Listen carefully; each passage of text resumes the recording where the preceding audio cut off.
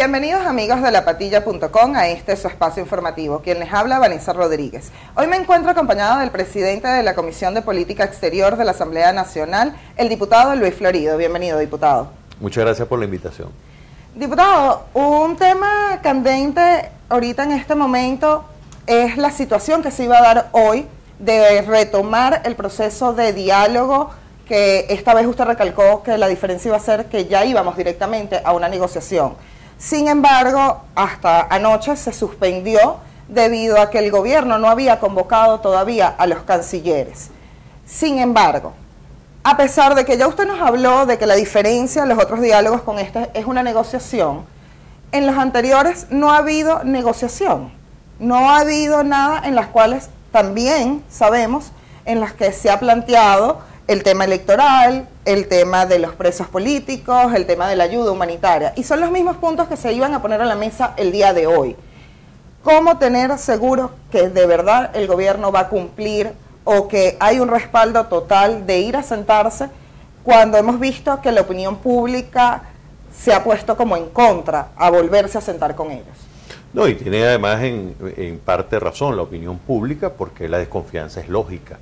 Ahora, fíjate, lo primero que quiero puntualizar es que este no es un proceso de diálogo, porque no todo diálogo es negociación, aunque toda negociación es diálogo. Este es un proceso de negociación internacional, donde están involucrados países tan importantes y tan serios como México, la segunda economía más grande de América, Chile, que es la economía más grande del sur, y Paraguay, que ha sido un país que ha dado una lucha muy importante en el marco de la OEA y en otros escenarios. Los tres países han promovido resoluciones a favor de Venezuela en todos los espacios internacionales. Y más allá de estos tres países, también el Grupo de Lima está monitoreando esto, pero la Unión Europea, como ustedes vieron que se refirió hace 2 días, aprobaron unas sanciones desde el punto de vista de los armamentos, pero también individuales. Ahora, ellos también llaman a la negociación, porque saben que esto termina en un proceso de negociación. Ahora, tú me preguntabas cuál puede ser la diferencia. La primera es que a este se le está incluyendo el tema de metodología, y todavía faltan unos temas que aterrizar, y es muy probable que antes de que se ejecute el proceso se tengan que aproximar otros temas en materia metodológica. ¿Para cuándo podrían ir los cancilleres? Según la información que ellos nos dieron, ellos pueden a partir del 21 y otros pueden a partir de final de mes. Es decir, que hay que coordinar una fecha, puede ser final de mes, principio del mes de diciembre. Eso da tiempo, por supuesto, para preparar incluso mucho mejor todo el proceso de negociación. Lo que salga de allí va a ser, y respondo también a esa pregunta, va a ser cumplido por el gobierno. Bueno, le estamos metiendo los elementos internacionales de seguimiento para que se cumplan. Sin eso sería imposible que cumpliera. Ahora, aún con eso, evidentemente que no habría las garantías de que se cumpliera. Pero los procesos de negociación internacional hay que abordarlos. Lo abordó Nelson Mandela en Sudáfrica con Leclerc y con el partido de él. Correcto, pero la situación de Venezuela es una situación extraordinaria. Sabemos que a nivel mundial han habido casos extremos de totalitarismo, de dictaduras, distintos tipos de régimen. Sin embargo, el caso de Venezuela es un caso totalmente atípico. Usted acaba de decir de que al dar más tiempo, que los cancilleres ahorita no pueden, si no pueden después del 21 o a fin de mes, se abordaría mejor las metodologías. Pero yo ahí diría, quiere decir que en los otros 2 procesos anteriores no había un proceso claro de metodología. ¿Iban qué? ¿Con las manos vacías? Te lo respondo de esta manera. Fuimos sin convicción, en primer lugar. Íbamos como escondidos. Nadie quería dar la cara, nadie quería dar el frente en esto porque no es popular. Y las cosas no populares son irresponsables. Es decir, tú tienes que asumir la política con responsabilidad.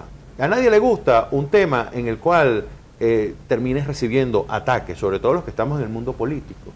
Pero tiene que haber la racionalización de la política. Tenemos que entender que esto es un proceso que tenemos que transitar. Que a veces tú, para pasar al otro lado de la tierra, tienes que cruzar un río, puede ser muy brioso, te puede llevar el agua, pero necesitas cruzarlo.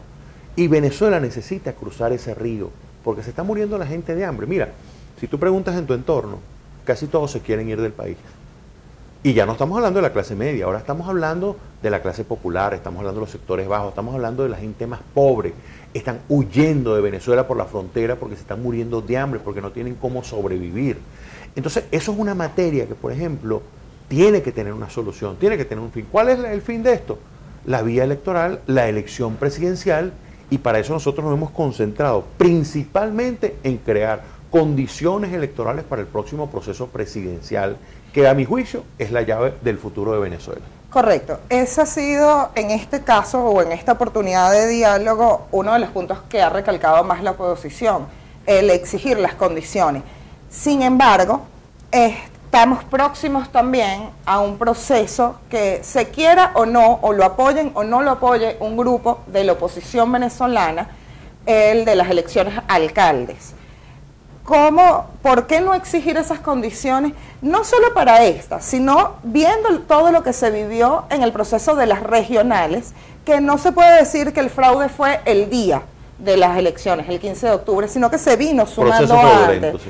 Entonces, ¿por qué adelantarnos? Sabemos que queremos una elección presidencial, pero también tenemos un proceso que vamos a dejar perder. ¿Qué va a pasar con esos alcaldes que salgan electos el 10 de diciembre bajo un CNE que, si se quiere, es ilegítimo, es ilegal, es fraudulento, con respecto a unas elecciones presidenciales? Cuando si le preguntas a muchos si están capaces de medirse ahorita por unas primarias y todos te dicen que sí, pero no sabes ni siquiera cuándo son. Mira, lo táctico nunca puede estar por encima de lo estratégico. Y lo estratégico apunta a que nosotros logremos condiciones electorales para el próximo proceso presidencial. La elección de alcalde, abordar ese tema sería un tema táctico que nos distraería y nos desconcentraría del tema principal. Nosotros apuntamos directamente a crear las condiciones para una elección presidencial. ¿Cuáles son las condiciones? Esas condiciones? Ahí voy. El Consejo Nacional Electoral, como dice la Constitución, está pendiente el nombramiento de 2 rectores, que puede equilibrar el Consejo Nacional Electoral, pero no es solo la directiva, es todos los niveles del Consejo Nacional Electoral para que haya confianza, es el centro de totalización, son las direcciones, son las regiones a nivel del CNE, es el proceso como tal, como tú lo dijiste, un proceso fraudulento, y eso se impide cuando tienes un ente electoral al cual todo el país respeta. De repente una elección puede ser lo más limpia posible, pero si la gente tiene desconfianza en el proceso electoral, ya ese solo elemento no le da la validez necesaria al proceso. Entonces, el segundo lugar, la observación internacional calificada. Hay organismos, por supuesto, que parten desde la ONU, que observa elecciones, está también la OEA, está la CELAC, está la UNASUR, que tienen capacidad para observar elecciones, unas más, unas menos. Los más expertos en esto quizás sean la Organización de Estados Americanos, pero necesitamos una observación internacional calificada. El otro punto es una elección sin presos políticos ni inhabilitados. No es posible que tú tengas preso a quien puede competirte o inhabilitado. Ergo, Enrique Capriles y Leopoldo López tienen que participar en un proceso porque es un derecho además que tienen. Correcto, y la Constitución tiene que concluir. Es un derecho, y en ese caso específico el de Enrique Capriles y el de Leopoldo López, uno inhabilitado, el otro un preso político. Sabemos que ese tema, y no debería existir ningún tipo de preso político, no porque sea Leopoldo López, el caso de Vilca Fernández, cualquiera.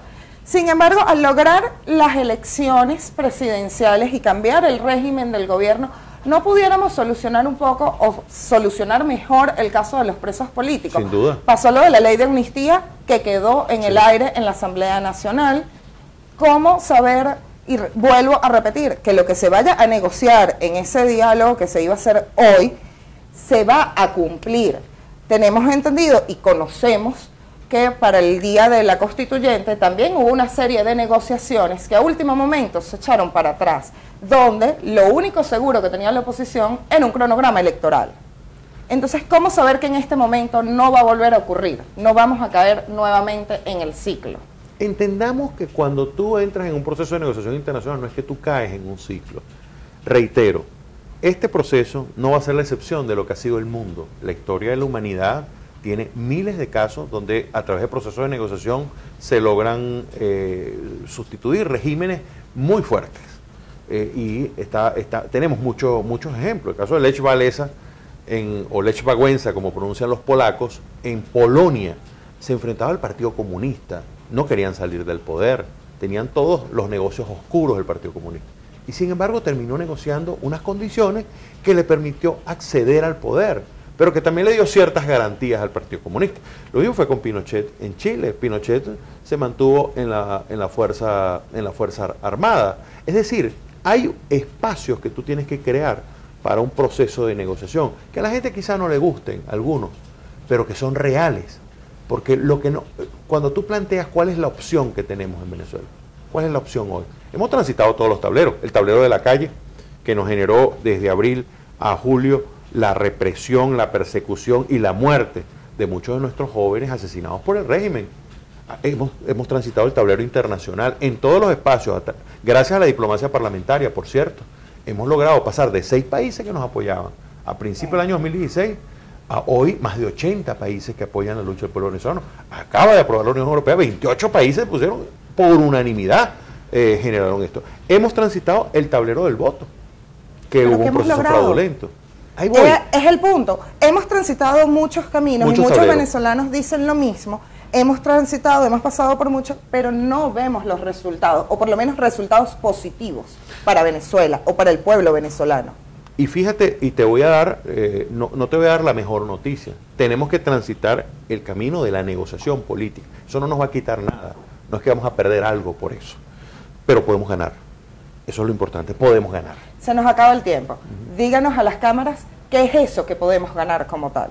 Podemos ganar, para nosotros lo central es que nosotros ganemos la posibilidad de abrir las compuertas del cambio a través del voto.